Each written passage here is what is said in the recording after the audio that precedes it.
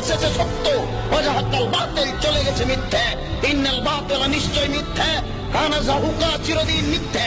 আসসালামু আলাইকুম। আল্লাহ তাআলার একটি হুকুম, আল্লাহ তাআলার একটি সতর্ক বাণী, যা হযরত আদম আলাইহিস সালাম থেকে আজ পর্যন্ত পরিবর্তন হয়নি আর নাই বা হবে। আর এই বাণীটা, এই হুকুমটা হযরত আদম আলাইহিস সালাম থেকে সকল নবী রাসূলগণ আমাদের কাছে আসার সাথে সাথে সর্বপ্রথম যে দাওয়াতটা, যে হুকুমটা তারা আমাদের কাছে বলছেন, তা সম্বন্ধে আমরা জানি? আমরা কি তা সে বিষয়ে খেয়াল রাখি? হযরত আদম আলাইহিস সালাম থেকে আজ পর্যন্ত যে আইনটা, যে আল্লাহর হুকুমটা, যে আল্লাহ তাআলার নিষেধ, যে আল্লাহ তাআলার বার্তাটা কখনো পরিবর্তন হয়নি। আর যে বিষয় সব থেকে জোরাল ভাবে, সব থেকে কঠিন, শক্তভাবে আমাদেরকে নিষেধাজ্ঞা করে দিয়েছেন বা সতর্ক করে দিয়েছেন, সেই কথাটা হচ্ছে আল্লাহ তাআলার সাথে কাউকে শরীক করা যাবে না।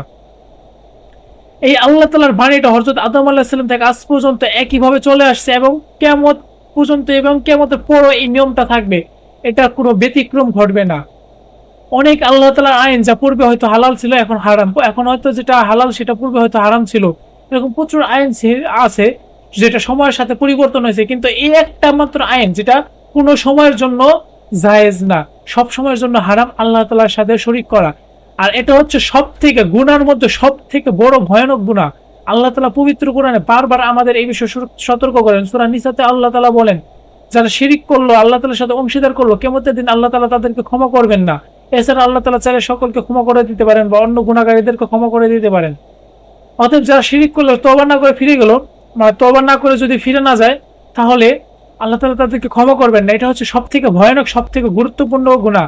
হযরত আদম আলাইহিস সালাম, মুসা আলাইহিস সালাম, ঈসা আলাইহিস সালাম, লূত আলাইহিস সালাম, নূহ আলাইহিস সালাম, হযরত মুহাম্মদ সাল্লাল্লাহু আলাইহি ওয়াসাল্লাম, সকল নবী রাসূলগণ আসার সাথে সাথে সর্বপ্রথম এবং সব থেকে বেশি গুরুত্বপূর্ণ যে বিষয়ের উপরে তারা দাওয়াত দিত, সেটা হচ্ছে এটাই, যে আল্লাহ তাআলার সাথে কাউকে শরীক করবে না, আল্লাহ তাআলার সাথে কাউকে অংশীদার করবে না, আল্লাহ ছাড়া অন্য কাউকে ইবাদত করবে না।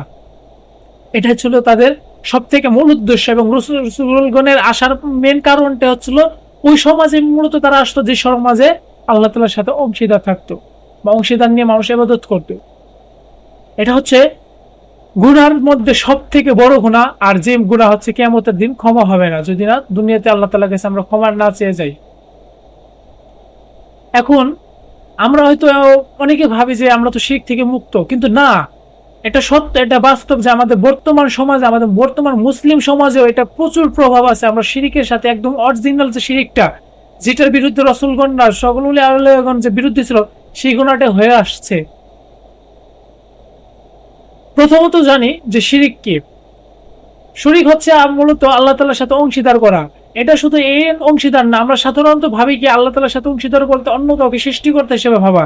না, সৃষ্টিকর্তা হচ্ছে একটা গুণ, যে আমাকে সৃষ্টি করছে। এছাড়া রিজিক দাতা, তারপরে হচ্ছে আমার সুস্থতা দানকারী, আমার লাভ লোকসানের মালিক, কিয়ামত দিবসের মালিক, বিচার দিনের মালিক, সমস্ত কিছুর যে গুণাগুণ, সমস্ত কিছুতে শরীক করে হচ্ছে আল্লাহ তাআলার সাথে শরীক করা। আমরা তো ভেবেনি শুধু যে আল্লাহ তাআলার ব্যতীত আমরা অন্য কাউকে সৃষ্টিকর্তা না ভাবলেই হয়তো আমরা মুক্ত, কিন্তু দিন শেষে আমরা আরেকজনকে সুস্থকারী ভাবি, দিন শেষে আমরা আরেকজনকে আমাদের রিজিকদাতা ভাবি, দিন শেষে আমরা আরেকজনকে কিয়ামতের দিন আমাদের রক্ষাকর্তা হিসেবে ভাবি। যে সব সমস্ত কিছু হচ্ছে শিরিক, শিরিক, শিরিক। আর এই কথাটা আমি কোরআন দ্বারা এবং অতীত এবং বর্তমানের বাস্তব প্রমাণ দ্বারা আমি আপনাদেরকে প্রমাণ করে দিচ্ছি। আর এটাও প্রমাণ করে দিচ্ছি যে বর্তমান সমাজে, বর্তমান আমাদের মুসলিম সমাজও এই অপরাধটা হয়ে যাচ্ছে। খুব মনোযোগ সহকারে শুনবেন বিষয়টা, খুব মনোযোগ সহকারে। পৃথিবীর মধ্যে সব থেকে বড় ধর্ম হচ্ছে বর্তমানে খ্রিস্টান ধর্ম। আর এটা পরিষ্কার তাহলে যে পৃথিবীর মধ্যে সব থেকে বেশি শিরিক হচ্ছে খ্রিস্টান ধর্মের দ্বারা, কারণ সেটা আমাদের মনোনীত দিন না বর্তমানে, শেষ জামানায়।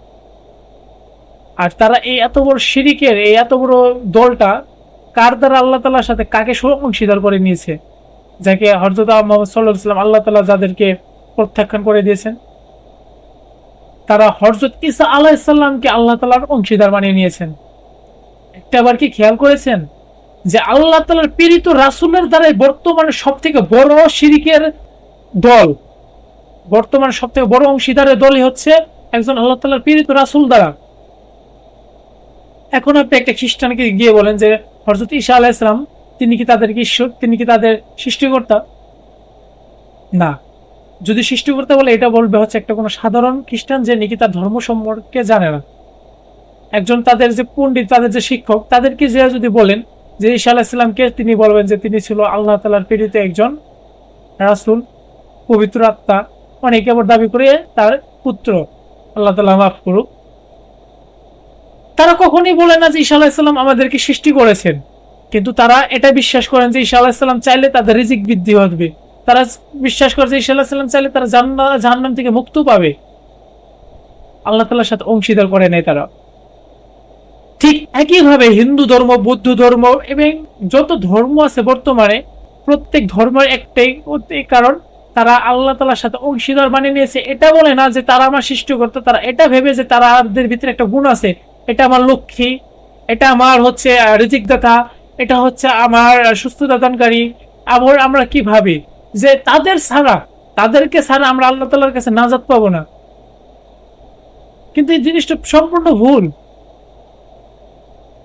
তার মানে কি, একটা জিনিস খেয়াল করছেন, আমরা কিন্তু কেউই কিন্তু আল্লাহ তাআলার পরিবর্তে এমন কাউকে সৃষ্টিকর্তা হিসেবে ভাবে না বা বিরোধিতা করে না। তারা প্রত্যেকে এমন কাউকে অংশীদার করে নিয়েছে যারা একটা সময় আল্লাহ তাআলার প্রেরিত বান্দা ছিল, যারা আমাদের কাছে শুধুমাত্র এই জন্য আসছিল যাতে আমরা আল্লাহ তাআলার দিকে চলে যাই। কিন্তু আমরা বোকা মানুষই তাদেরকে দ্বারা শিরিক চালু করলাম। আর এই সম্পূর্ণ জিনিসটা হয়েছে তারা মারা যাওয়ার পর। কেউ আজ পর্যন্ত কোন নবী রাসূলগণ, উলিয়া উলিয়াগণ জীবিত অবস্থায় এই ইবাদতগুলো হতো না।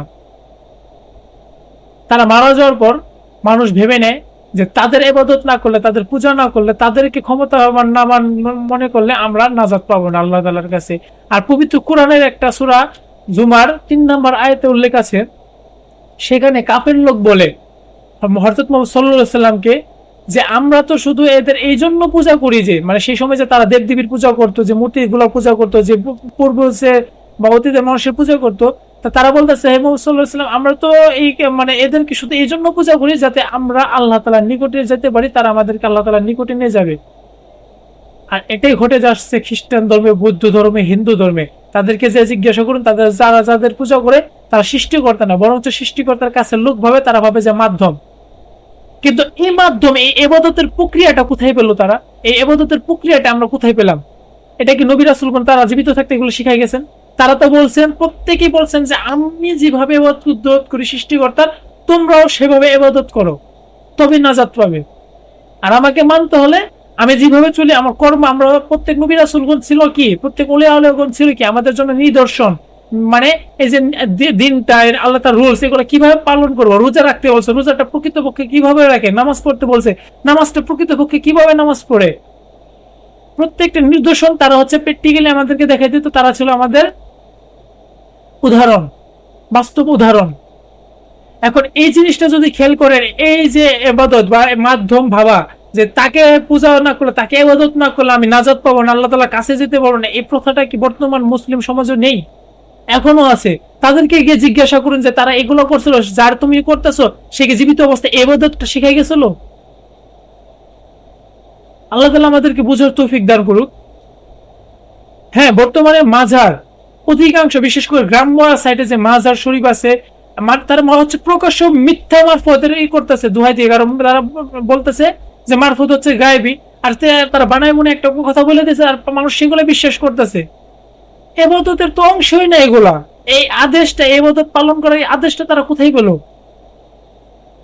আমরা কোথায় পাচ্ছি? এগুলোই তো শিরক। পূর্বের যে প্রত্যেক যে হিন্দু ধর্ম বলেন, খ্রিস্টান ধর্ম, তাদের মধ্যে আমাদের ব্যবধানটা কোথায়? তারা মূর্তি পূজা করে, আমরা কবর পূজা করি। তাছাড়া সেম তারা যেভাবে দোয়া করে, আমরা তাদের নিয়ে দোয়া করি। তারা যেভাবে জিকির করে, আমরা তাদেরকে নিয়ে জিকির করি। তারা যেভাবে মাধ্যম ভাবে যে তাকে ছাড়া আমার হবেই না, আমরা তাই ভাবি। কিন্তু প্রত্যেক রাসূলগণ দ্বারা আল্লাহ তাআলা এটাই বুঝাইছিল যে হে মানব জাতি, তোমাদের মাঝখানে কোনো আল্লাহ তাআলার সাথে কোনো কিছু নাই, তোমাদের সকল প্রয়োজন আল্লাহ তাআলার কাছে যাও। তোমাদের প্রত্যেকের প্রকৃত ভয় থাকবে তার প্রতি। কিয়ামত দিবসে নাজাত দিবে একমাত্র আল্লাহ তাআলা। তুমি আল্লাহ তাআলার ইবাদত করো, তাহলে আল্লাহ তাআলা নাজাত পাবে।